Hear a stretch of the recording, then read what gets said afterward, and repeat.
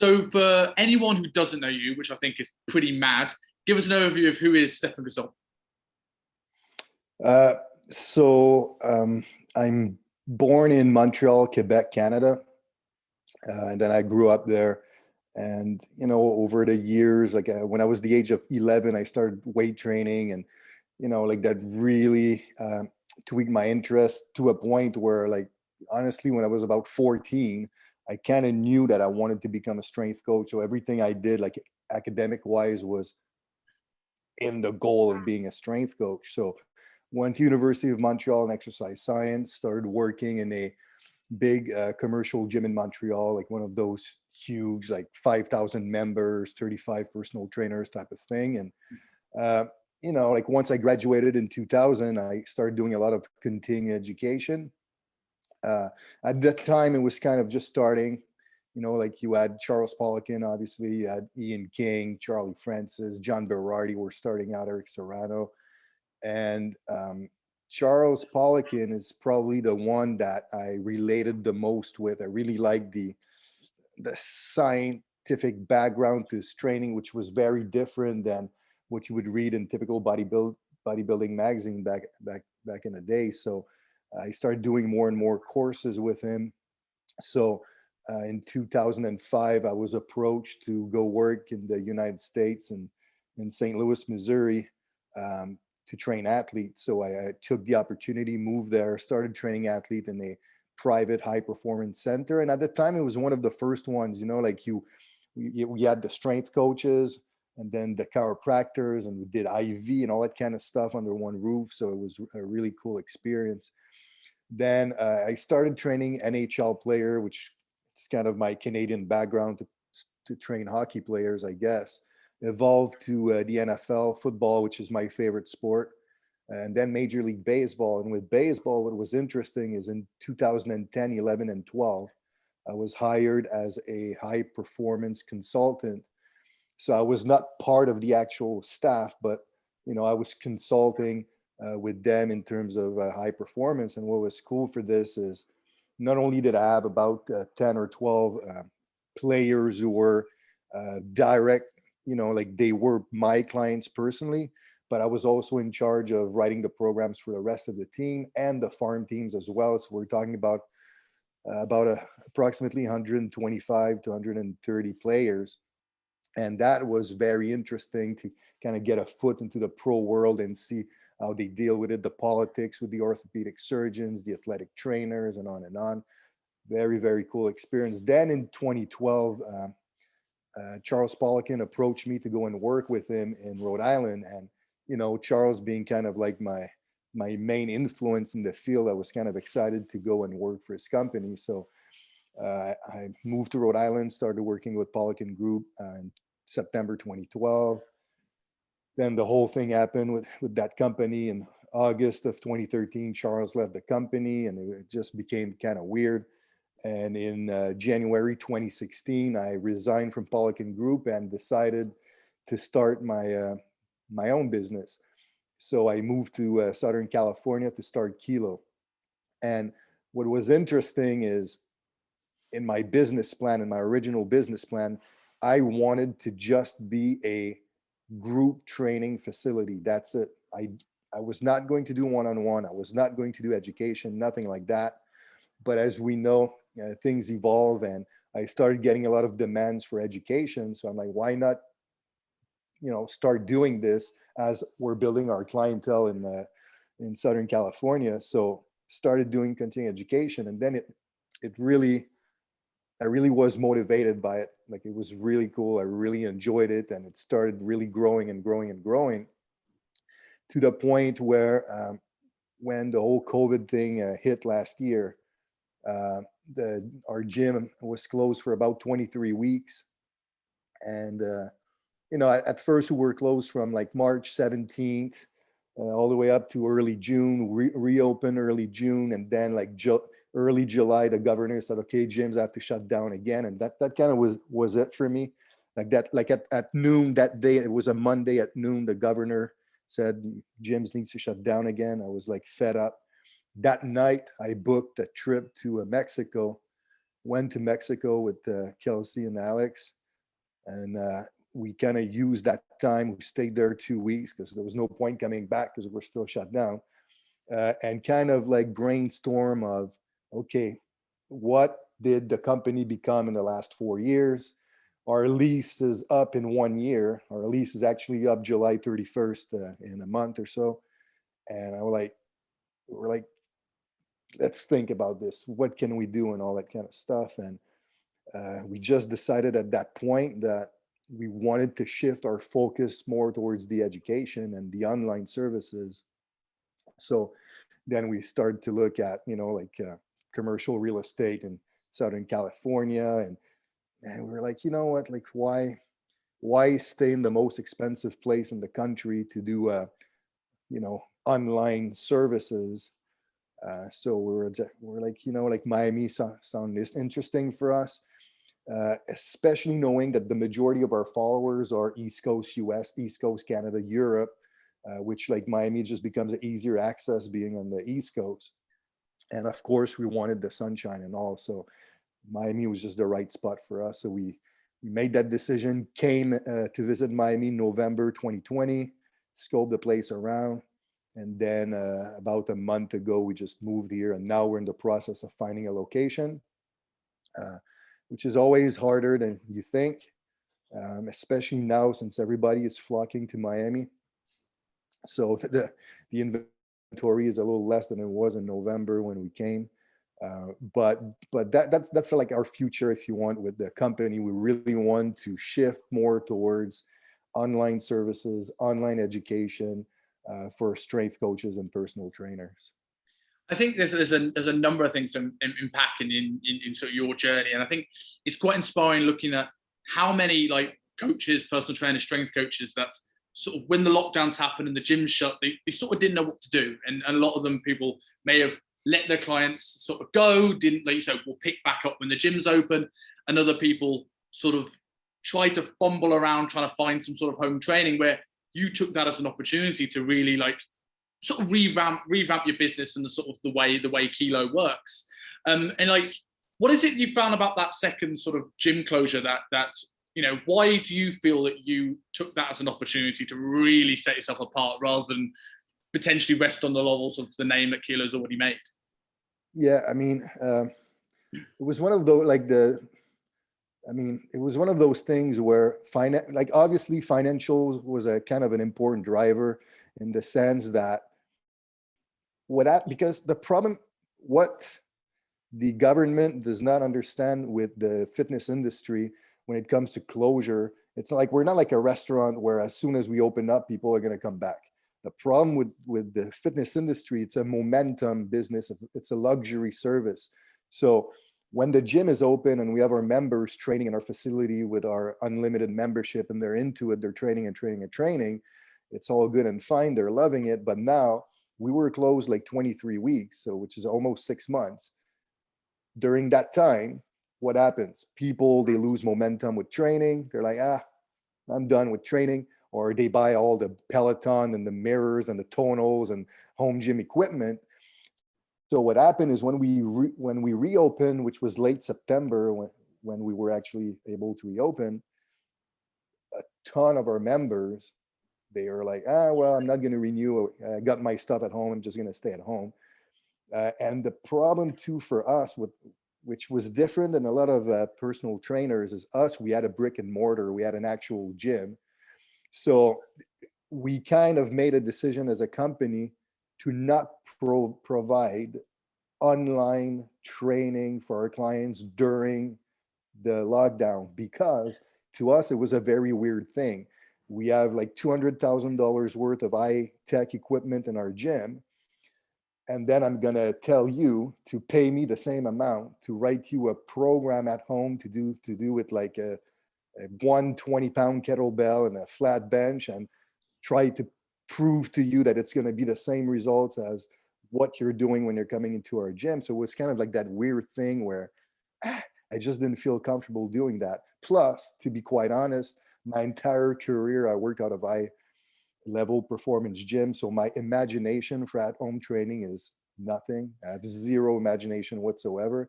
So I kind of suck at that anyways. So, for us, and then when we reopened, I mean, we lost like about 70% of our members. So that's why at the same time, we're like, you know what, if there was one time that it makes sense to just move and start over, is now, because it's not like we're pushing away like a ton of clients and all that kind of stuff, right? So it was kind of like that perfect moment for us to make the move. Plus, you still had, especially in California, you still had a certain percentage of people, even when we were reopened, that didn't feel comfortable coming back into a gym. So we're like, you know what, let's just move on and go towards what we actually are driven and motivated by anyways, because it was one of these things where, like the whole like saying like 80% of the time for 20% of the results, we're spending so much time on the gym part, but we were growing so much more in the education part. So we're like, if we can actually spend more time on that, it might actually be better in the long run anyways, right? Yeah, I mean, I was on a conversation with a guy called Sean Croxton recently for another episode, and he talks about like momentum is built with a moment, and I think you found this opportunity where, okay, here is the moment to start making that change and make that leap. And a lot of people may have like found reasons not to. They've got a fairly secure business despite the lockdown, and I think I agree. Looking at the career you've built, looking at the online training model for home training, like I'm sure that if you got into it, you would be able to come up with some great home programs. But like for me, it's like it's not what I sort of know Stephane Cazeault for, and I wouldn't want to sort of like. One of the things I found when we've had 3 gym closures here in Hong Kong, and the clients that sort of didn't stick with their home training programs were the ones that tried to make the same as the gym but with the home equipment. So it's like your A1 is your squat into your bench press, but instead of 8 reps, I'll do 50 reps. And it just doesn't feel right. And the people that adapted into, let's work on some of the strength leads, let's work at some of the mobility, let's work at some of the stability stuff, let's work at your aerobic base. They're the ones that stuck at it and came back to the gym stronger. But like, as I say, if you're known for these incredible, and we'll get onto this, incredible long-term training programs, this is such a big derailing thing. And when you've got the business for trainers, just jump in with 2 feet, right? Yeah, for sure, 100%. So going back a little bit, there's a few things you mentioned there, which I think sort of sets you apart as a strength coach from a lot of people. And you mentioned the phenomenal facility you've got over there, and I do not envy you trying to move all of that equipment across. And I remember, I recapped one of the old videos you did of like the tour of that you've got on YouTube, and the attention to detail on the kit is amazing. And I wonder if do you feel that's something that's I suppose this is a nature versus nurture argument, but do you feel like you've always had that attention to detail which has pushed you down the path to become the strength coach you are? Or do you feel it's something you've gained as you've worked with people like Charles and Alex and all the people that you work with now? Yeah, that's a great question, a great point. Because I think that's one of my biggest strengths, like in that specific field. But to be honest, it's something I've had since my entire life. I've always been extremely attentive to detail, always, like even when I was a kid, right? So I think it just carried on to what I'm doing right now, and why I've been successful in program design and periodization, because like from the get-go, as I started like being a trainer professionally at 21, I started gathering data, looking at data, analyzing data, keeping data the whole time, which is what I think allowed me to basically create the system that I have right now, that it's basically based off of my 23 whatever years in the field. So to me, that attention to detail, I think that it's probably one of my biggest trait for what I do by far. I think that comes across in the way you market. As I say, like it's I've purchased so many of your templates, and I think your strength ratios book and poster, I have both of them currently in my house. So I did have it up, but we've recently moved a few things around for my engagement, so we've taken a few things down. But I think that really comes across, and I think I've always been quite mesmerized by. I remember I can't remember who the podcast was, where you mentioned that you're not only now being able to periodize year on year, but almost decade upon decade. And is that like, how long do you have like a bank of sort of program progressions now? I mean, I like to work in 4-year blocks if you want. Yeah. But I have multiple 4-year blocks that builds onto the other 4-year block. So it's almost like I wouldn't say like infinite, but it's kind of like I can progress training for a while, but it's not like I technically have like a 40-year periodization model. It doesn't really work like that, but I could make it happen just based on the way I set up my training. And that's the thing, right? It's like I was very fortunate to have a few athletes that I trained their entire career. So we're talking about 12 years for most North American pro sports. And that to me is very important because it allows you to see progress throughout instead of like, peaks and drops and highs and lows. And but at the same time, the reason why I like to work in 4-year bracket is although I was always one of those trainers that whenever I was training people one-on-one, I was one of those guys that I didn't have the most outgoing personality. It's not like I was that trainer in the gym that would attract a lot of people right away. But once I got someone, I typically would keep them forever until I moved or whatever, So I've had a lot of clients for 6, 7, 8 years type of deal. But I've noticed that on average, that 4-year bracket is like a good lifespan for a client usually, especially in the Gen Pop world. So if I have a client for 4 years, typically they're going to stick. After 4 years, either they move on to something else, they're triggered by yoga, let's say, or Pilates or hiking, and they just switch gears, right? So to me, I just like, why would I over plan for like the odd balls that are going to stick forever? Yeah, I think it says a lot about your coaching, the fact that you look at the life cycle of a client in 4 years. When I've looked at, I've been on many business courses, coaching courses, and work with many people where you're looking at average between like 6 to 12 months in terms of like a lot of trainers' life cycles. And I know that I wouldn't necessarily call myself up to 4 years yet, but I've been lucky enough to work with people 3, 4, 5 years, and probably my lifespan is probably between 18 months to 2 years probably on average. And like I always remember looking at the conversations when people talk to my old employment about how to get client retention. Now, a lot of people are like, okay, look at planning like when their last couple of sessions are and having these goals and knowing when their package ends. I was like, I don't think I'm not the most organized guy in the world. I don't have your organizational skill with you in numbers, but I think some of the things that got me by was, one, always looking to better myself and always giving the client clarity, looking at, well, I'm doing this now, maybe not for a month's time, but for this is why I want you to be in 4 months, 6 months, a year, so on and so forth. Do you think, what are the things you feel that's helped you keep clients for so long? Do you think it's giving them that clarity? What are things that you feel that helps you keep clients so well?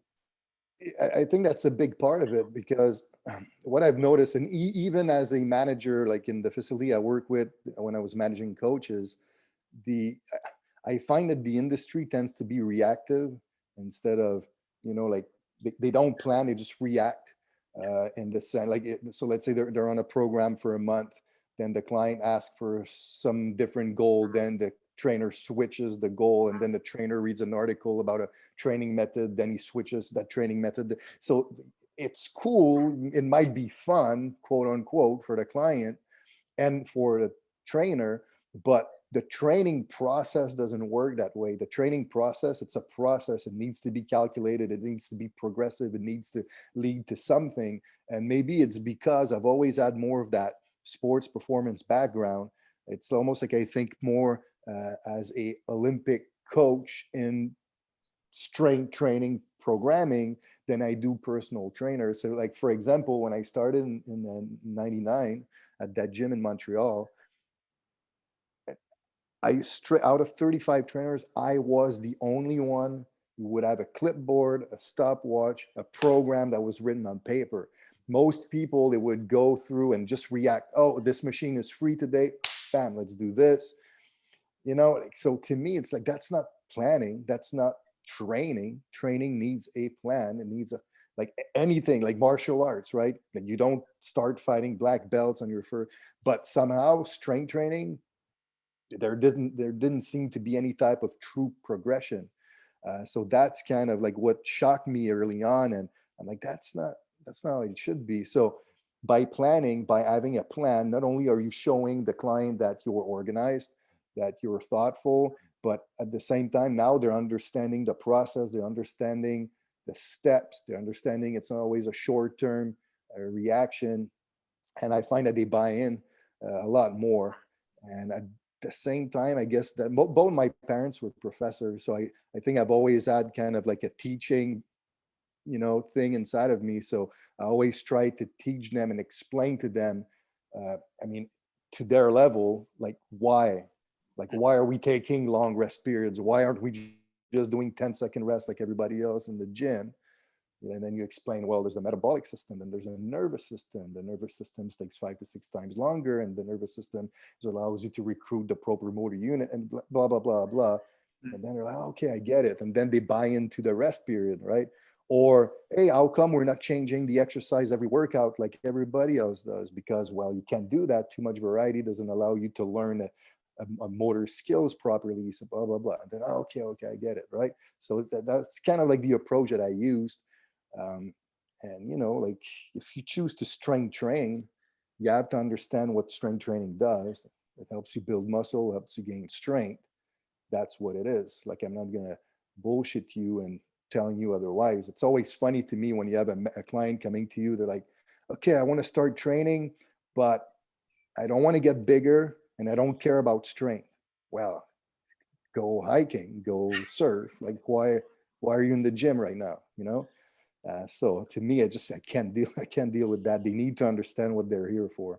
Yeah, I mean, like delving into that a little bit. How much do you think like your environment that you have, with whether it's your parents being both academics and professors, or whether it's working with Charles, is the reason sort of why you've got the way? Because looking at like back at my early part of my career, I've been on both sides of this, and it was only when I first started, it was mortified to say it now, but my first sessions were more about advertising to the people on the treadmill than the client in front of me. And it's like, I've got to use a Viper because I haven't used one of them yet. I've got to use a power plate. And it was only when I sort of moved across into when I started working for UP that my mind, my world was open to people, like yourself, like Luke Lehman, and working with people like Nick Daniel, that I started sort of developing this thought process of more long-term ways of periodizing strength. And, I know that from you early on that bodybuilding was almost your initial passion. Like, what is it that made you go down the strength route as opposed to maybe more down the bodybuilding route, which is maybe a little bit less periodized, more feel-based? How did you end up more down the strength side of things? I mean, so early on it was bodybuilding, like just, the movie stars and all that kind of stuff. It just wanted to look like that, right? But then as I started going deeper into American football as a running back, and started thinking about training more as a performance, what I realized is, and then, as I grew up, I understood also the backdoor world of bodybuilding, which, oh, okay, that's why Ronnie Coleman is that big. So it kind of shifted my attention to the aspect of strength training that the training has more impact on, for lack of a better term. Like, strength training can directly affect your strength potential, the hypertrophy. There's a huge lifestyle component. There's a huge nutritional component. There's a, exogenous components that can help with the hypertrophy. So to me, it was not something as refined on a program design perspective as strength and performance, right? If you want to improve your 100-meter sprint time, well, you can't just be like, we're going to work our chest and lats today, and tomorrow it gets way more complicated than that. There's like the speed strength continuum. Like, do you like starting strength? Do you like reactive strength? And all this needs to be intertwined into the planning. So to me, it was just more intriguing or challenging for my brain than just classic hypertrophy training, you know. So going into sort of like the strength training side of it, obviously there's a lot of the athletes you train, and that's a massive component of where your business has lied. And then you went more into there's a bit more general population, a bit of group training when you open Kilo. Do you feel there's many differences in terms of the way you would program for an athlete to compare to the way you program for a general population client? Not really. Like to me, the only difference is the level at which you're taking the athlete's training. So, and what I mean by that is it might be the same structure, it might be a lot of similar exercises, but it's the use of the techniques or the methods involved, or the volume or the frequency of training that will vary more than, you know, like, because to me the way I see it is the human body is a human body, and then strength training is a tool to improve the human body's potential to gain strength, mass, or power. So now if you're a gen pop, to what extent do you need to improve power? Not that much compared to the NFL running back. So I'll use the same tools if you want, but I'm going to push the level of the power equation to a much higher extent than I would with the gen pop. Like the gen pop, I might never really touch power. If I do, it's going to be more for a kind of a change of pace, you know, approach. It won't necessarily be to truly improve like a speed strength, because it's not something that they necessarily need. But it doesn't mean you can't use it. But I'm not going to do like eccentric hooks with bands and chains, you know, as a contrast training with a gen pop. It's just not needed. But we might do chains. We might do myostatic 1 1/4, which is not too involving. It's fun for them. It allows them to, you know, like switch in second gear in terms of speed if you want, but it's not too involving to disrupt their training process. I love the fact you delved into sort of the mentality of training in that, rather than just like the physicality of training. And I think I've always, when I've looked at sort of that comparison between the general population client and the strength athlete, I always think of it like, if you look at the bodybuilder versus the strength athlete, I put like general population clients somewhere in the middle. The pure bodybuilder would probably like to get strong, but he doesn't really mind as long as he ends up looking better. The pure strength athlete, the goal is to get strong, and any muscle, I'm sure he wants to look better naked on the beach, you know, but like, or naked or on the beach. But I think if, you know, like his goal is strength, that any muscle is for that goal. And I feel that the general population client almost sits somewhere in the middle where, yes, their goal is closer maybe to the bodybuilder, but there's such a mentality factor if they aren't getting stronger, and how that will affect their nutritional side of things. And I know I had a client once who was beastly strong. You know, she was a 150 kilo deadlifter for like 3-4 reps off the floor, incredibly strong New Zealand girl. And I knew that like on paper her programs were probably not total geared towards a more metabolic stimulus for what she needed for a body composition. But I know programming slightly more towards the long-term strength aspect, if she hit a PB deadlift over time and she was getting stronger, she'd go and eat better. The times where she felt she wasn't progressing is the times where she might fall into poorer habits in terms of her lifestyle. So when we're looking at, like, the thing, I suppose, it's the big thing about the difference where people compare when they look at strength coaches and like personal trainers, for use of a better term, is the impact of lifestyle factors on programming like you do. So we talk about like long-term programming. You mentioned about the training having much more effect with the training. How like do you find that people like who stressful jobs, poor sleep, you know, how do you work around those lifestyle factors when it comes to designing these long-term programs for people?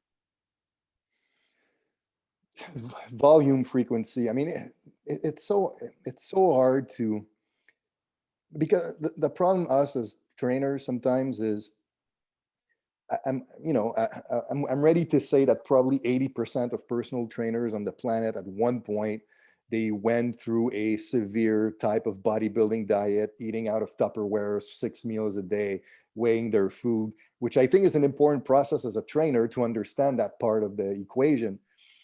So sometimes it's almost like, because we've done it, as a 22-year-old trainer starting out, we think that the 37-year-old businessman with 4 kids will do it too, which is not the case. It's really hard to expect that level of commitment on nutrition and lifestyle with that clientele.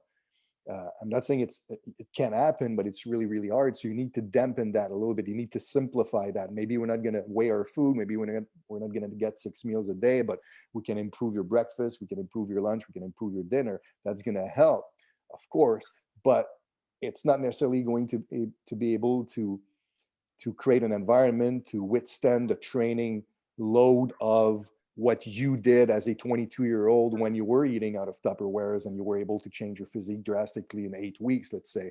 Like that won't happen. So you kind of need to tame down the training process and find a training approach that also motivates the client. And to me, in my experience, especially when it comes to body composition, I tend to use more of an aggressive approach with training, even though they're busy and stressed. Because what happens is the busy executive that's stressed out, he's less likely to commit to 4, 5, or 6 training sessions a week, but he might be able to do 2 or 3. But 2 or 3 hours in an entire week, I don't really care how hard the training session was. I firmly believe that it's not going to completely disrupt your entire, like the stress that that's going to create. I don't think it's that big of a deal. But if during those 2 or 3 hours, I can train you hard enough to create some type of metabolic disturbance or to create some type of a energy requirement, then at least I'm helping the process of fat loss a little bit more than doing isolated like external rotators and mobility work 2 times a week and trying to improve your lifestyle. Like, because the problem with these clients, they're type A typically. They're coming to you, they want to lose fat. Well, if I use too tame of an approach, you lose them in the process because they're like 4, 5, 6 weeks in and nothing has really changed. And then screw this, you don't know what you're talking about. So I tend to use a more aggressive approach in the weight room, knowing it's 2 or 3 times a week, and then slowly try to improve the nutritional aspect to try to help me kind of create a better change. Now, on the flip side, the other type of gen pop to me would be like a lot of my online clients are personal trainers. So they're motivated. They're not necessarily, don't have this central nervous system of an elite athlete, but they're motivated. So they're going to train 4 to 6 times a week. I'm going to use a little bit more of a standard strength training approach. And I know that they're going to commit to lifestyle and nutrition to a greater extent. So I'll tend to let the nutrition do its work in terms of fat loss instead of trying to slam them with like density and volume and all that kind of stuff with training, because now we have time to actually build strength. And we know that the stronger you are, the more load you use, the more motor unit you use, the more motor units you use, the more energy you use, and on and on and on. So in the long run, it's going to help you out get leaner anyways as you're building muscle. I'm not saying that with the type A dude, you can get to that at one point, of course, but I just like early on to, and by slamming down, I'm not talking about like ridiculous like training, but I don't want to be too conservative. I do want some metabolic aspect of the training session. Yeah, and I suppose the aim there is to transition somebody, if they're in a more sort of metabolic stimulus, maybe lower intensity, higher volume per session. If they get into the training, they're probably going to turn and go, hey, Steph, what can I do about my nutrition to make this even better? And all of a sudden they start improving that. They go to bed earlier. Then it's like, okay, they start to become that almost personal trainer enthusiastic about their training mindset. And then you've got them for 3-4 years. And then you can develop them in those ways, I suppose. Yeah, and also my goal with the clients like that is to make them become addicted to the training process so that they naturally, without me saying it, they naturally start increasing their training frequency. And to me, once you're able to get someone to train 4 to 6 times a week, I think that's the best, because at that point in time, because they're active every day, because they're training every day, and now it becomes like a big part of their life, this is when they're usually going to be way more, they're going to be way better with nutrition, because you're less likely to go smash a burger like if you're going to go and train, right? So it's kind of like this catch 22 where now they train more, they get more results from that, but at the same time, the results are compounded because their consistency with nutrition is even greater. So to me, that's always kind of my ultimate goal. That's why even with our group training, our unlimited membership was 4 strength training sessions a week and 2 conditioning, so that you're active 6 days a week. And this is when you really see people that really start changing, because now they're going to go to bed earlier because they have to train in the morning. They're going to eat better, more consistently. Maybe only Sunday will be like that off day, nutritionally speaking. So you're mitigating a little bit some of that deficit, right? That caloric deficit or surplus. Yeah, I don't know if I actually got this from you throughout the years without even necessarily knowing it, but like it's this. I've always programmed a lot of cardio on off days, and the reason why I'm like, okay, what am I doing when I've got a client in front of me that's potentially stressed out, high blood pressure, high resting heart rate, can't really stimulate much tissue. I was like, right, I'm going to get the most that I can out those 3 sessions, similar to yourself, and then I want to prove an aerobic base. Well, if I can stick that aerobic work on their rest days, they're doing something active, something positive for their health every day that doesn't take much effort, like food prep might. And that one thing is like, well, I don't want to ruin my cardio session or my weight session. So now I'm going to eat better, and it starts to spiral. Exactly. And that cardio, that aerobic work, it's like it won't disrupt the recovery process from strength training, because it's 2 opposite ends of the spectrum. So it's a great way to just keep the client like fine-tuned mentally anyway. So yeah, I love that approach. So with like, I think this is going to be a big thing for like the people that follow me. It'd be half coaches that have followed me through my UP days, and half clients and people looking to get in shape and get stronger. I suppose like the big thing that you mentioned there is like you wanting to get people to fall in love with training, which I love, and that's always been a massive thing in terms of my business. So like you mentioned a little bit about obviously creating that sort of environment on the gym floor with a higher volume work to just sort of make them feel like they've worked hard. You mentioned having the off day stuff.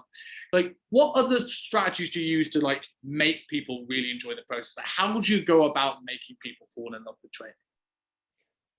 Well, okay. So like I'm going to rewind a little bit to explain this. So just to be clear, by the way, like if with Gen Pop, if we're talking about somebody who's never really trained, right? Or somebody who hasn't been active in years and years.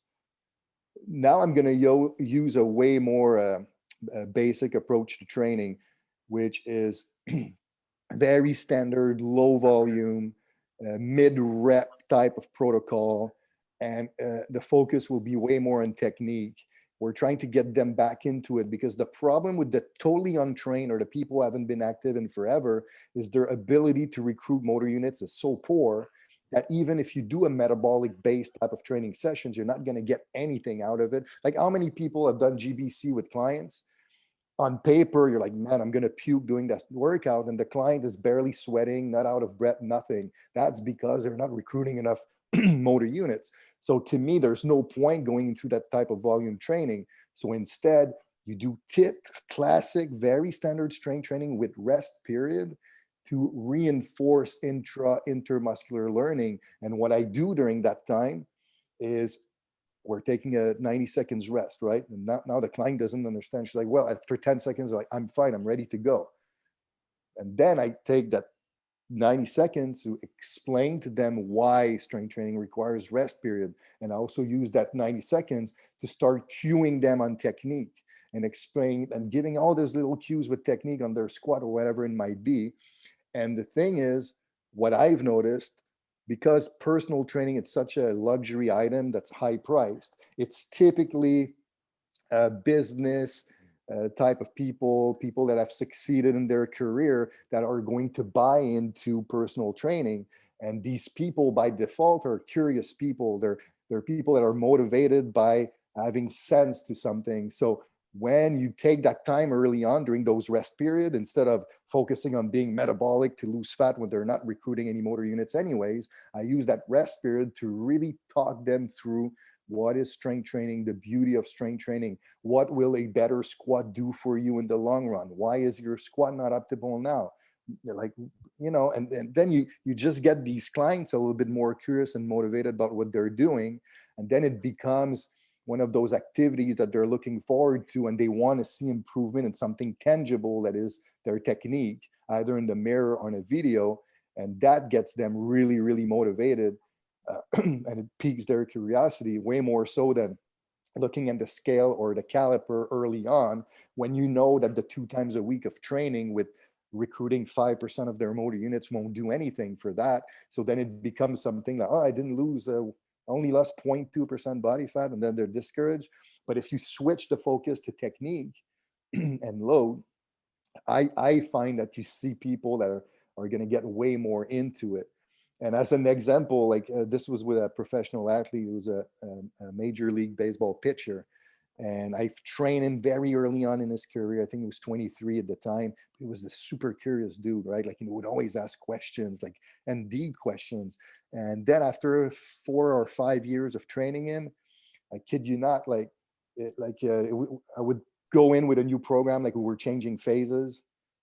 So let's say it's upper body. So it's like, okay, wait, Steph.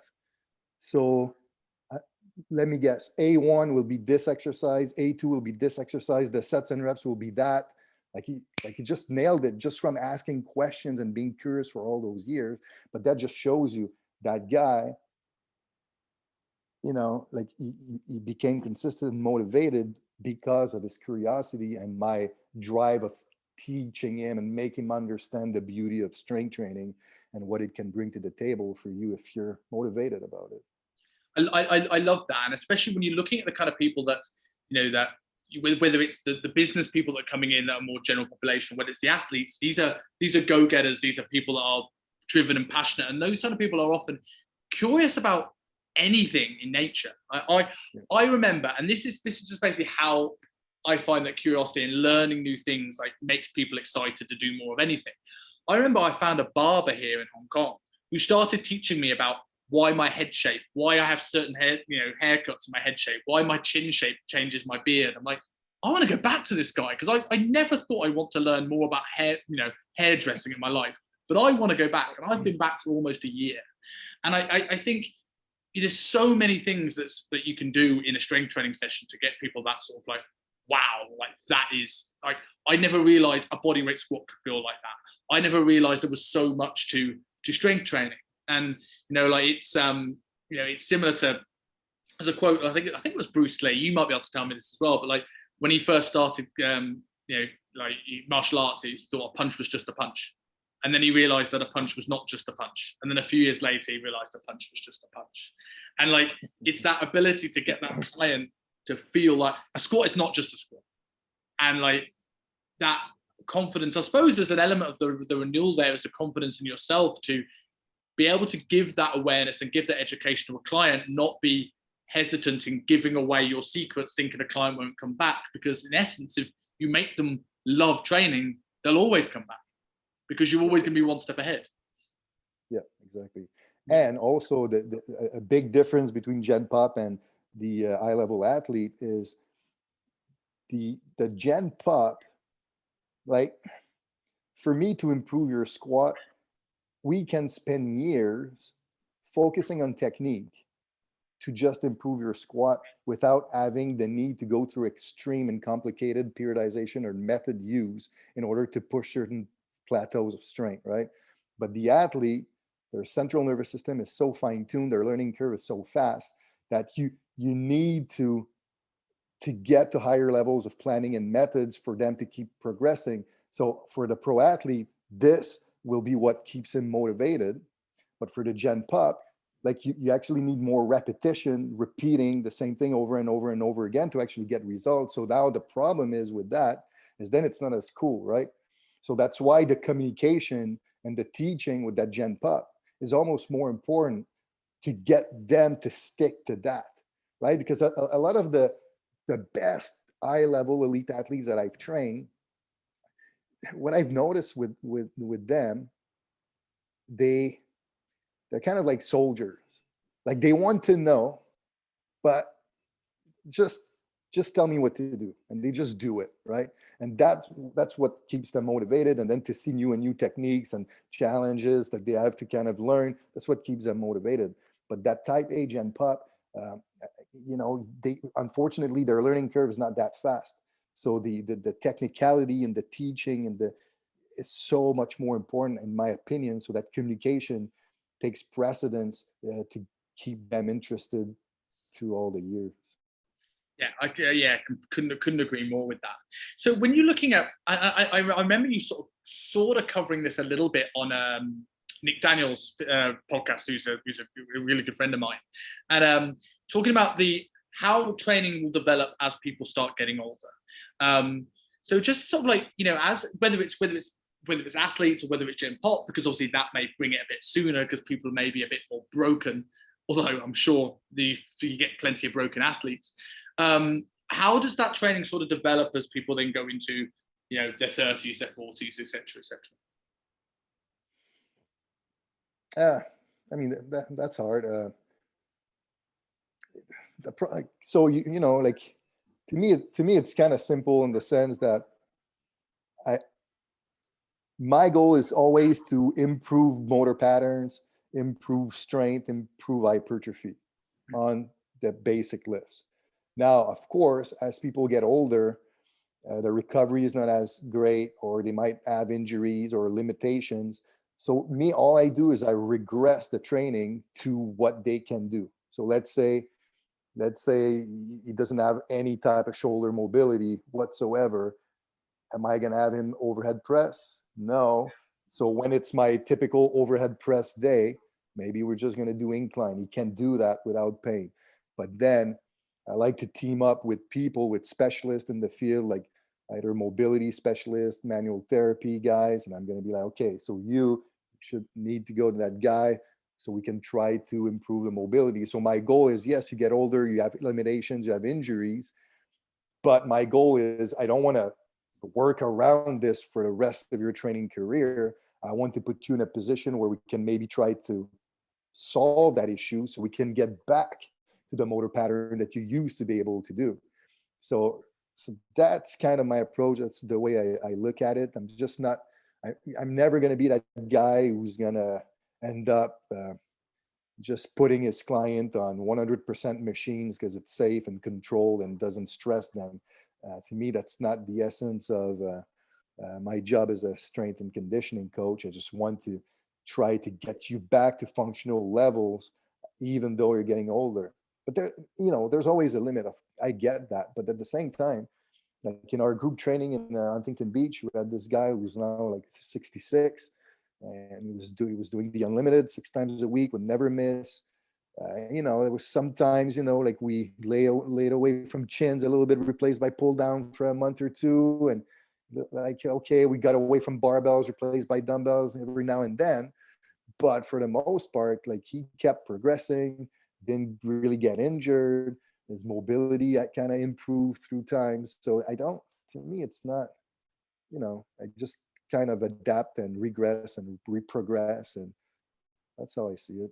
I think the key thing there that you mentioned is it was getting people back into that sort of movement pattern. I know that, through I'll use me as an example because I've been very broken through bodybuilding for many years and working within those range of motions, and like going down the biomechanics wormhole. And I'm a huge fan of all the mechanics stuff that's coming out and the RTS stuff, and Tom Purvis is a genius, but there's a lot of people now going into that without truly understanding the application of it. And I find that I remember when I first got people looking at me with this and go, right, he's not built to squat, his femurs are too long.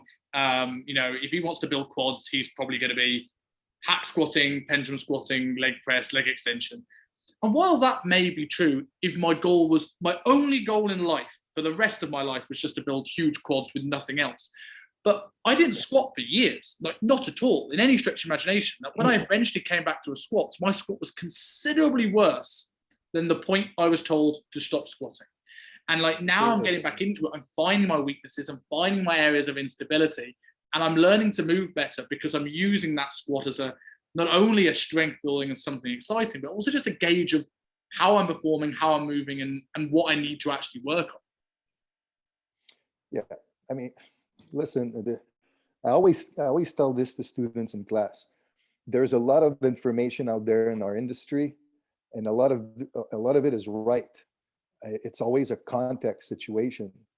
So, like you said, there are some instances where, yeah, maybe squatting is not the best quad builder for you, and this machine would be better. There's no denying it if that's your goal, like you said. But at the same time, to say that you can't squat, okay, you can't squat to have the biggest quad possible, but it doesn't mean that you can't squat. Because if that was the case, why does Papua New Guinea, everybody there, like freaking work in a full squat position? You're gonna tell me that all of them have the same femur length, the same like hip socket, but somehow they're all working in a full squat position? So it's just a question to fine tune the way for you to be able to squat, the technique for you to be able to squat. And yeah, accept that maybe it won't be the greatest squat builder in the world, but I do believe that human beings should be able to squat. You don't necessarily need to have a 200 kilo squat, but you should be able to squat. I think that comes down to the art of programming. What you do is like, okay, I may come in to kilo and on one day I'm going to get on a flight to Miami and do just that. And you might look at my squat and go, right, this is going to be a lot of lower back, a lot of glute. If he wants to get big quads, then his accessory work is going to be more stuff that's going to be better for that. Or we might, if I came in and go, I just want the biggest squat possible, I'm sure your accessory work would then be more things to build up those areas that I'm using to get my squat up. So it's not about whether the exercise is good or bad, as opposed to how does this fit in with the bigger program and the bigger goal, I suppose, in mind. Yeah. So for example, like for me personally, if I want to, when I was playing running back, like my focus was driving my squat up because I noticed that it positively affected my performance. Now I still want to squat and have a good squat, but if I really want to focus more on quad hypertrophy, leg hypertrophy, to me, there's nothing better than extremely high rep leg press. That does it every time, and I love it. So I use that for that purpose. But I'm not going to be a very good running back if my primary exercise is a leg press twice a week. It just won't carry over much, So, I'm just not one to fall into the trap of like exercise battles and all that kind of stuff. When I defend my exercises, I defend them in the context of what I do. I'm not saying that, because for example, I'm a huge fan of the high bar Olympic style squat. Well, high bar, I don't care if the bar is high or low. I don't care, but I'm a fan of the knees over toes and deep ass to grass type of squat, if you can get there. But I hate when people say, yeah, they argue and they're like, yeah, but you can't use as much weight as the powerlifting style squat. Yes, I know. I'm fine with that. I don't care about that. I'm just using the squat to create a better athlete. And for me, a better athlete needs to be able to be strong across in the entire range of motion at the ankle, the knee, and the hip. That's it. That's all. That's why I promote this. I'm not saying that if you're a bodybuilder, that's what you should do. I'm definitely not saying if you're a powerlifter, that's what you should do. But if you want better function, I think that's what you should do. And that's what that's why like the whole industry, sometimes they just like to create little clans and stuff. It's just too much. I think when you look at the industry, it's when you're looking at, say, clans or camps, I think it's people look at what's different about stuff rather than looking about what's the same about stuff. Whether that is dietary methods, looking at this is different and this is different, where actually they all create a calorie deficit. And in the same way, when we're looking at strength training, it's like understanding your exercises are tools. And, like looking at the primate stuff of the exercises you do, they will dictate how you then program for the rest of your program. They are tools you use to develop your system of long-term programming. And like the way you squat it's a tool. It doesn't, just because it may not be as hip dominant as a more powerlifting based squat, it doesn't mean you haven't got other stuff that will challenge the hip dominant. It doesn't have to be the squat. I've seen that walk through your gym and the incredible amount of posterior chain exercises. I don't think you're neglecting it. No, but that's why I do deadlift. That's why I do conventional deadlift. You know? Exactly. So when you're going into like the programming over sort of the years, if you've got somebody, let's say we're looking at hypertrophy for sake of argument, I'm presuming that, your programming won't always be within this hypertrophy rep range. Sometimes you'll go into strength and endurance, sometimes you'll go into more strength-based stuff. If someone's looking at, like, let's use gaining muscle as an example for this instance, what would the rationale for somebody who's looking to gain as much hypertrophy as possible to occasionally go into a more metabolic strength endurance type of stimulus? Why would you incorporate that in someone's long-term strategy? I'm sorry, can you repeat your question?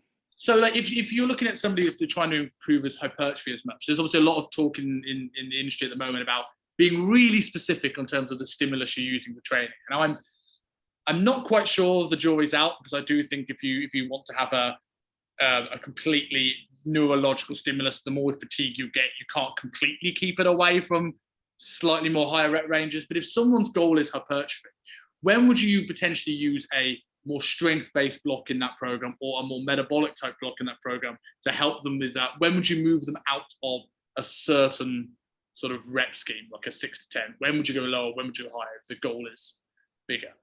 Yeah. So there's two approaches to me with the whole hypertrophy thing.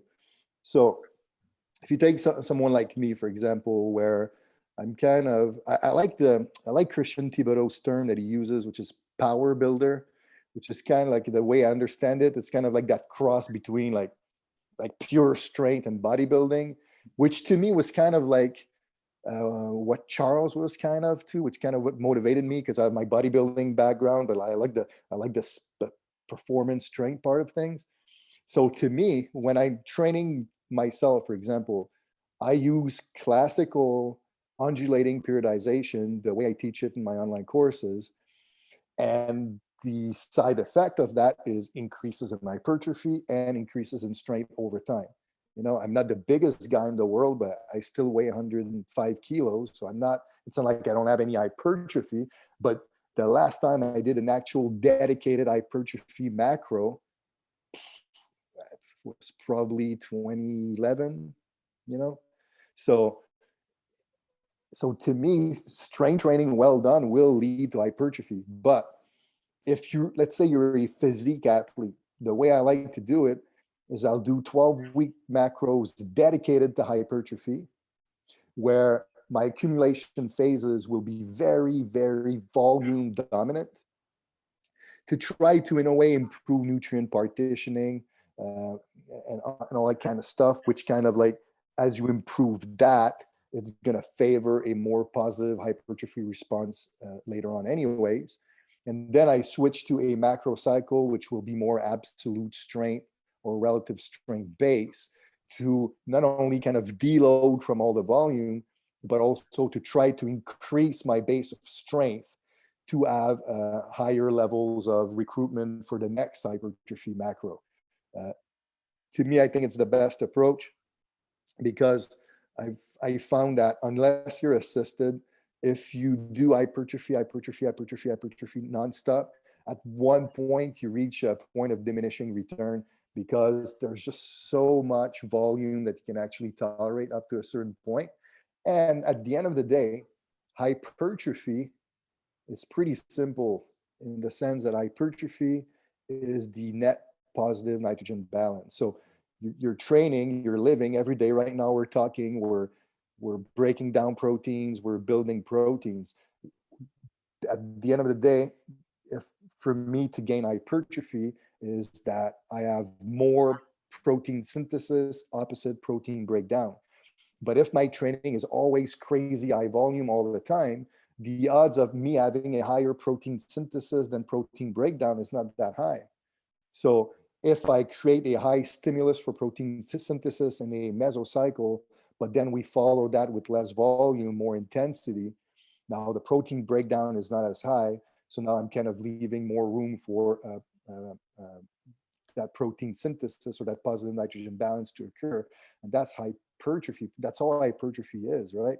And there's also kind of like a limit to how much hypertrophy you can build. So it's not like if you can build hypertrophy with, I don't know, like moderate volume. I'm just going to use sets per workout just to make it simple. But let's say 24 sets and 200 reps, you build a adequate amount of hypertrophy. Then for me to go all of a sudden to 48 sets and 400 reps, it's not like it's going to double my hypertrophy production that phase.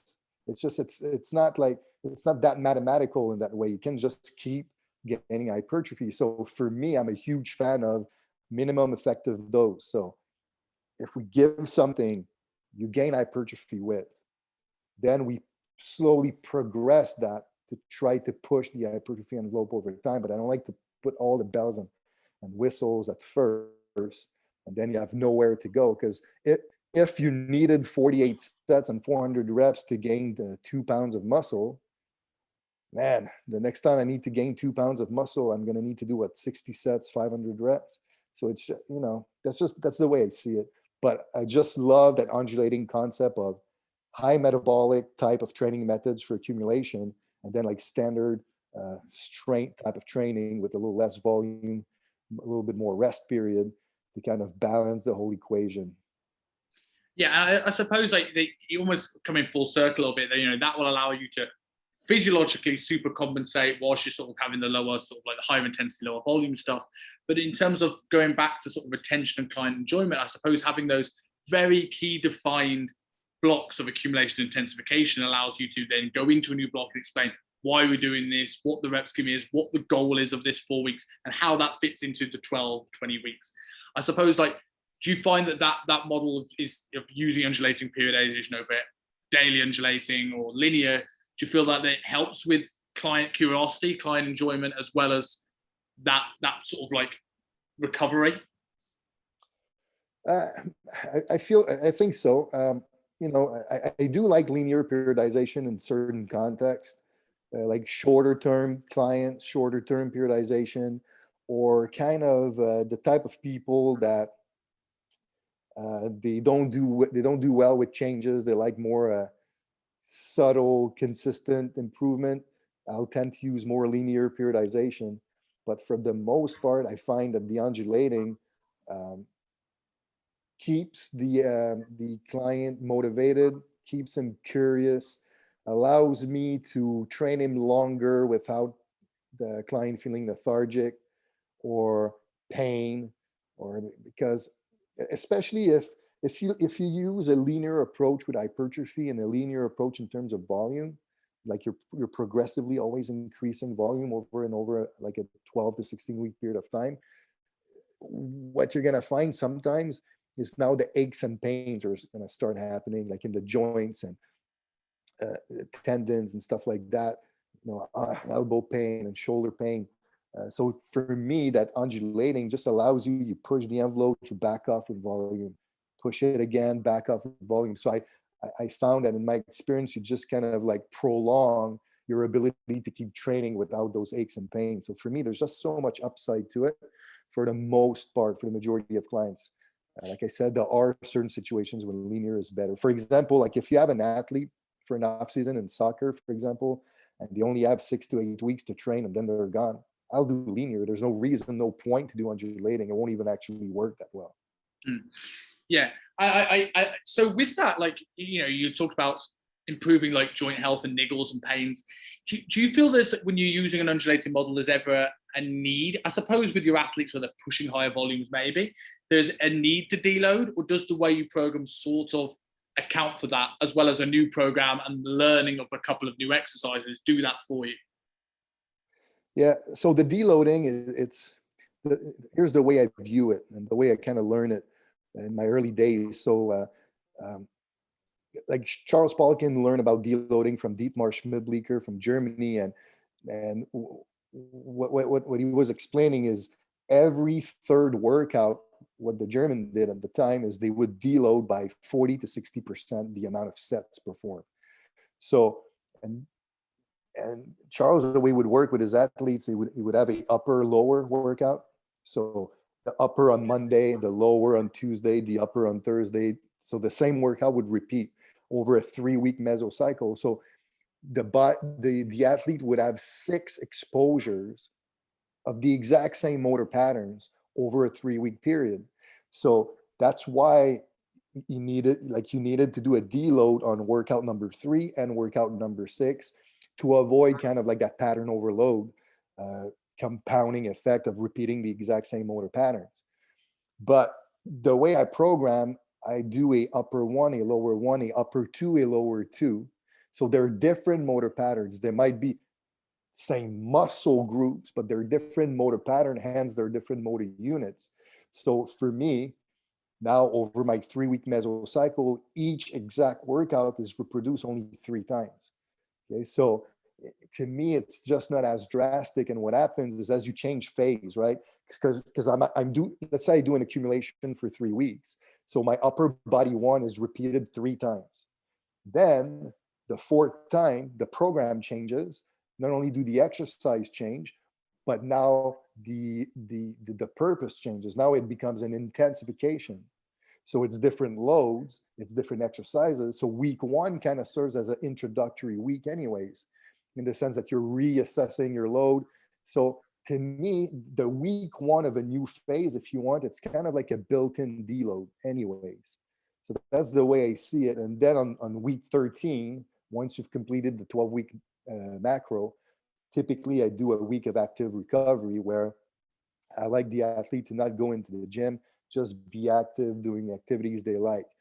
That you have to be careful though. I've learned this over time. Some people mentally, if they get out of the gym, you just lost them, right?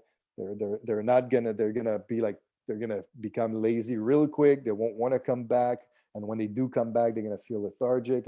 So with these clients, what I do is I still have them come to the gym like 2 or 3 times, but I do more of a structural balance, isolation, low intensity, 12 to 15 rep type of workout, just so they're in the gym, but I know that it won't affect my recovery, because I like that week off to kind of deload, if you want, the joints, because that to me is very important. That's the difference when you're a personal trainer and a strength coach. As a strength coach, if I'm dealing with a pro athlete for a 12-week or 24-week off season, I'm gonna hammer them with training, because I know that the other 9 months of the year, they're on maintenance strength training.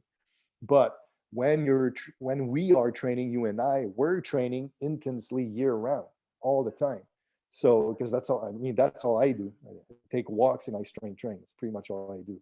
So I need to make sure that I back off so I can preserve my joints, especially as you get a little bit older, past 35 and all that kind of stuff.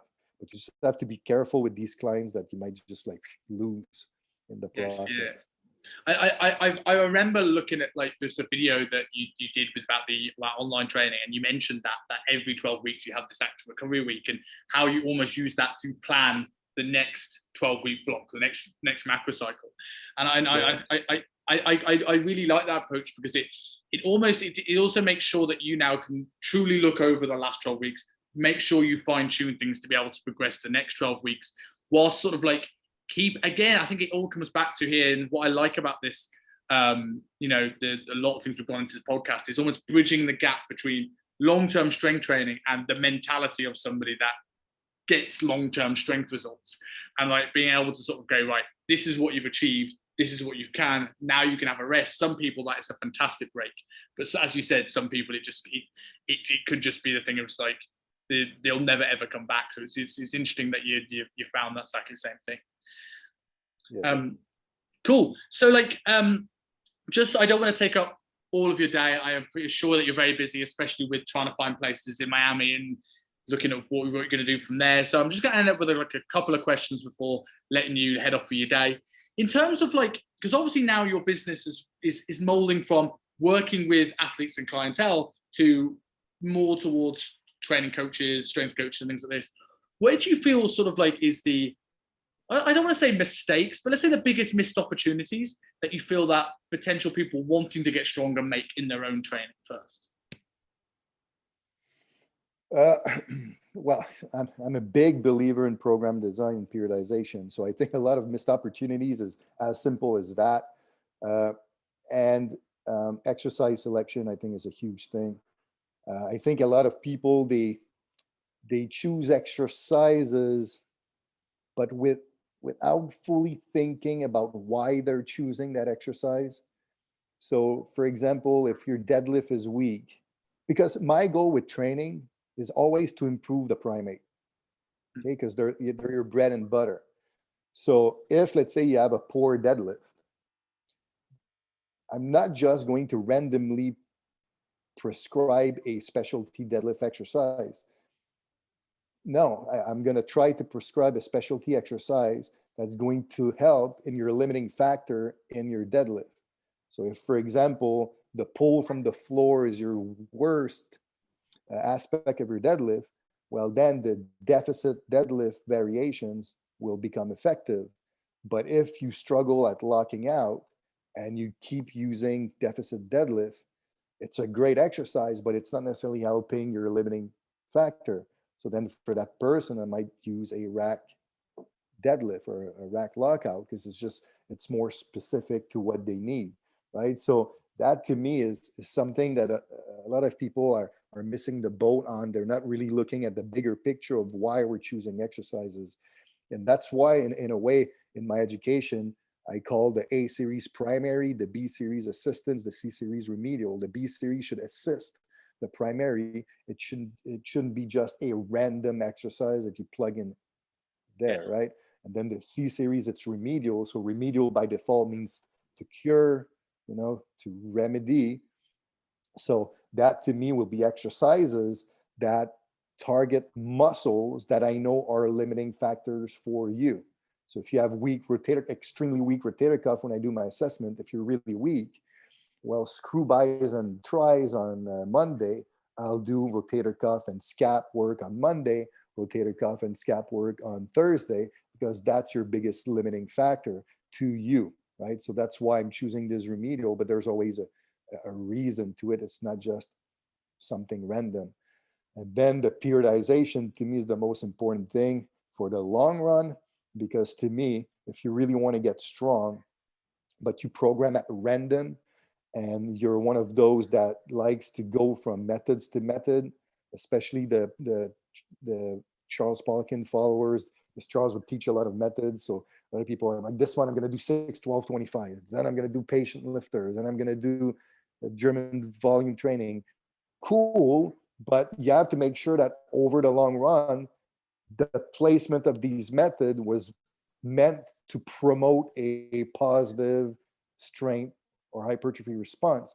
Because if you don't really think about that, you're just training to train, you're not training to improve, and that does nothing.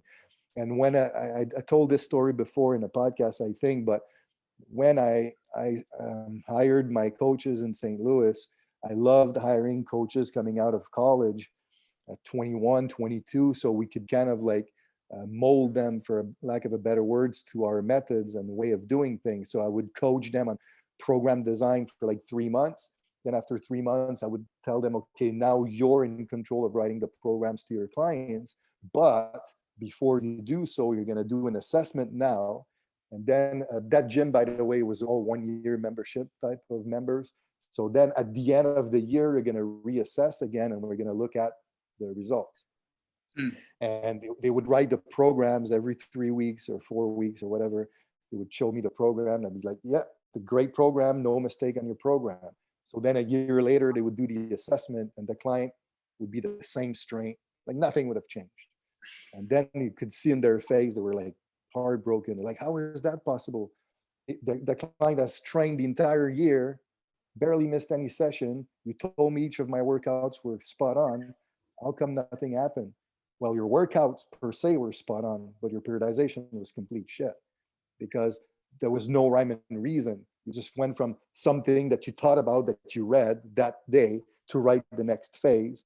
And then the phase you wrote after was completely disconnected to the previous phase. So there was no building on to the next phase. And this is very, very important in training. And to me, that's why so many people never reach the levels of strength that they should, just because there's no real thought in where you're going with the training. It's more reactive. It's more flavor of the month. And if you look at Olympic sport, planning is never like that.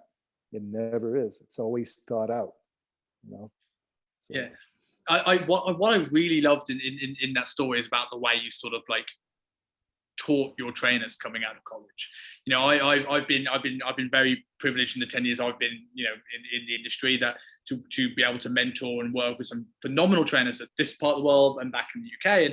And I for a long time, I very much looked at education providers. Look, what are people doing? What are the people that are successful doing? What do I find that people are doing that are overwhelming people? And like, I often looked at the education system almost quite backward. I see a lot of education providers that are providing like anatomy. You've got to learn anatomy before you learn strength training. And then by the time they get to actually doing any lifting, it's all gone in one ear and out the other. They've completely forgotten it. They're totally overwhelmed and they don't know anything. And like I've the way I started to failing with teaching trainers and eventually, you know, becoming, you know, relatively okay at it, there's always room to grow, is like getting a system in place first, teaching them a system, teaching them an understanding of how to work, that then they can take all this information that you mentioned at the start of this podcast of like, okay, this is good, but it doesn't fit with what I'm doing right now. This isn't good, and here is the reasons why, because I understand how I'm doing things.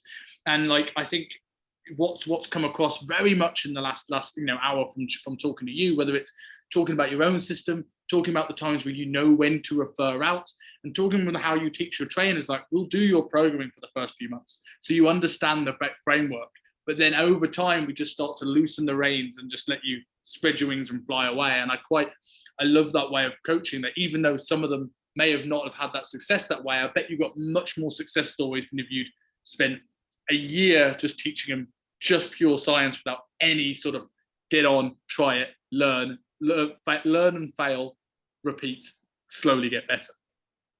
Yeah, I think it's important for the young coach to do it on their own at one point. And they need to do it and see it by themselves from their own perspective and their own programs to see the details. And like me, it was kind of interesting because my first boss, well, no, not my first boss, but my first boss in the sports performance world in St. Louis when I was hired there. So the head coach was Nelson Ayotte, who he was the second in command to Charles Poliquin in Phoenix when Charles had his gym in Phoenix in the late 90s. So Nelson was the main guy under Charles, and he worked with him for like 3 or 5 years or something like that. And then he became my boss in St. Louis. And he would kind of do the same thing, right? He was like, okay, Steph, here's a case study, write a program.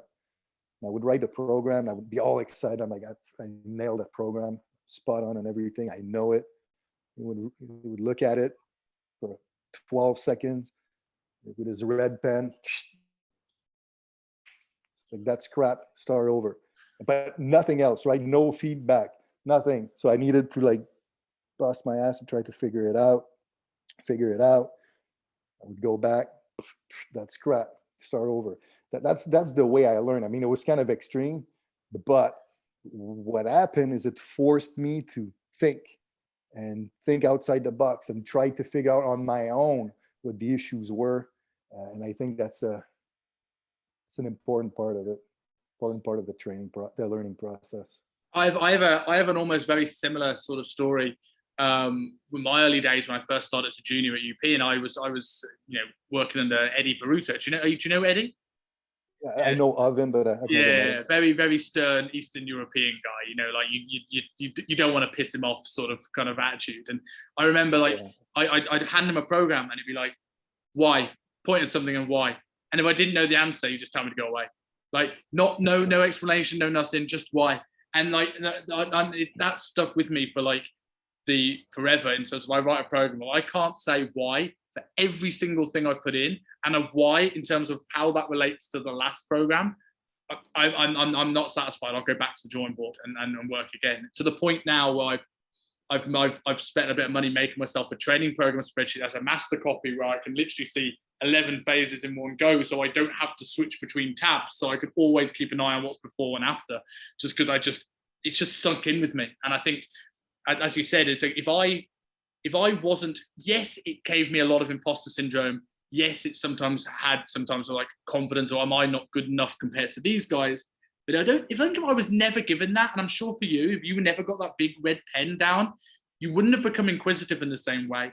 You wouldn't have become as driven, and you probably wouldn't have ended up getting to the lengths that you have done in the 20, 23, 24 years that you've been in the business now. It started with those moments of like, I've got to work this out. I want a program where he doesn't slash it across with red pen. For sure. And like coming back to the why, the why is so important, because like even with myself, sometimes with some of my top students, they write a program and I look over it and I'm looking at something and to me makes no sense. I don't get it. So I'm like, I would have never written that. But then I'm like, okay, so why do you do that? And then they explain it to me with their own reasoning.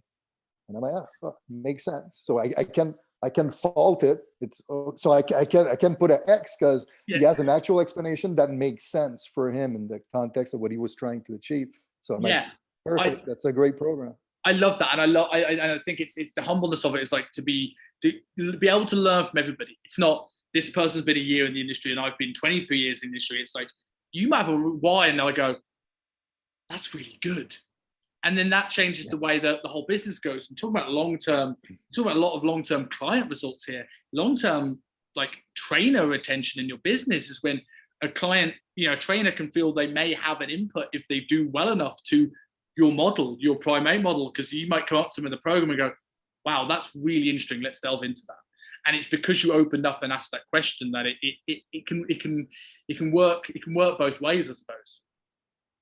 Yeah, I mean, I have like a lot of really interesting students, and like one that sticks out to me is just because he's so outside of my world. But there's this one coach that he's kind of like in the movement, like the gymnastics bodies type of stuff, which I'm like, I don't know anything about that. But him, he did like pretty much all of our education, and he really likes it. And what I really like and really respect, he was basically able to take the Kilo system of programming and integrate it and intertwine it with the movement. Yeah. Which I thought was genius, super interesting. So that to me, I love when I see that from students, like taking things from other people, but being able to make it work for what they're trying to achieve. I think to me, that's for me as an educator, it's like the holy grail, if you want. But for them as a professional, I think it's just a smart way to approach continuing education, right? Like instead, you don't necessarily to become a because I remember back like 10 to 15 years ago, like a lot of Charles students, people called them polyclones, like they were saying, oh, they're just clones of Charles. That to me, if you're able to take things from people and make it your own, to me has a little bit more panache, if you want. Yeah, I think that's where the why question becomes so important, because I think it's good to take inspiration from others. And I've been incredibly lucky, been blessed by having some phenomenal mentors that I've now become good friends of mine in a way. Luke Lehman and Nick Daniel and John Shao, and we spoke about Eddie and a number of other people in the industry. And a lot of the work you've done indirectly is as massive as the way I work. But it's having that why question. And I think the word system was another word that, like, trainers always want to bash systems, but I like having a system allows you to have a framework of knowledge that now, okay, that student of yours has done really, really well, whether it's he's had the movement system and now he's took the best parts of Kilo, or whether he's used a Kilo system and taken the best parts of movement, is now allowed him to create something that's uniquely his own, that takes some of the good stuff about that and be able to take the great stuff that helps with long-term strength programming to his clients that maybe are less mobile and less agile, and get them to a position where they could walk into a Kilo group training class one day. And it's I think that's what we really want in the industry, where we often, there's so much infighting, going back to the start of this with the industry issues, and like there's so much infighting where our aim is we're all trying to help a great amount of people, as corny as that sounds. And being able to see things like that, like it expands our reach, which is essentially what we all do this for, right? Exactly, no doubt. Yeah. Sweet. So again, I know we went off on a big tangent there, and I was going to ask you in terms of what you feel like the biggest mistakes you feel coaches make, but I think we've covered that. So understanding that long-term periodization is the some of the things that long-term coaches miss out on. You do a course on this, so tell us a little bit about the Kilo Strength courses, what you're doing in terms of your private mentorship, your courses. How can people learn more about you and your education product? Yeah, so so far, like online, we have 3 online courses: program design, periodization, and optimizing strength ratios. So the way I suggest new students to Kilo to do them is in that specific order. They're kind of built as a progression. If you do optimizing strength ratio before you do program design, forget it, like you're not gonna get it. So start with program design, periodization, optimizing strength ratio. And these are kind of like basically the core key elements of the entire like training system that we have. And you mentioned system earlier. Personally, I'm a huge believer in system. I just don't feel you can be very successful for a long time if you don't have any type of system. And then we have live courses that are a little bit more involving. So for example, we have a hypertrophy training camp and a body composition training camp, where these 2 things are 3-day courses where you're training 2 times a week, so 2 times a day. So we're in those workouts, we're basically trying to show the student the extent at which you need to push in your training to get the results that you're supposed to get. And then the theory part, like we're like going deeper into the program design and periodization of these 2 entities, which I periodize completely different than the way I periodize strength. That's why sometimes for people who just read articles of me, but they don't really do education, they attempt to do fat loss workouts based on my periodization. It doesn't work that way. It's completely different. So I cover that. And then you have my favorite course, the sports specific training camp. That's a 5-day course. This is kind of like my, that's my career basically, that I put in a 5-day course. That's really fun. It's not really workouts, but we are in the gym twice a day. But it's more like each student is going through all the tests that I do with the athletes. They're actually doing it for real. And then we use the actual data from the test to plan the exact load they need to use for all of the speed, strength, eccentric, and isometric method that I use with athletes. So it's a very true hands-on, not just theory, this is the test, and then you read about it, and then you go do it on your own. No, you're living it. Like we do the eccentric strength deficit test. So we actually test their max eccentric. So it's very, like if you're serious about training athletes, it's a pretty cool course. And then we're working on building more live course. Like we have a specialty technique course where we're kind of reviewing a bunch of specialty techniques. But this, we're waiting for the world to reopen before we launch it. Because now in the US, people can travel within the US, no problem. But once I launch this, I want Canada, I want Europe, I want my Australian friends, Hong Kong people to be able to come. I'd say add Hong Kong to that list, because I'll definitely find a way of getting across for these. No, we've had a few Hong Kong students that came. So I'm waiting for this. And then we have like online programs that are more kind of like general programs on body fat, hypertrophy, strength, power that people can buy to just go through a program. And with the program comes like the explanations, the why the program, the detailed explanation of the methods used and everything. So that's what we have so far. Our website is kilostrengthsociety.com. Then we also have an Instagram and Facebook of the same name where you can get some information, little posts, little article links and stuff like that. Awesome. And I can personally like vouch from my experience. This is, I have a specific desktop folder on my laptop behind your head right now that is Kilo Strength folder, which is so many of those programs which I've bought. the strength ratios book, the conditioning guide, and all of them have been a massive help in my training. And then it's definitely on my to-do list to do a number of these courses. So thank you so much for your time. This has been an absolutely fantastic, just over an hour. And good luck very much with the move. Thank you. It was a pleasure.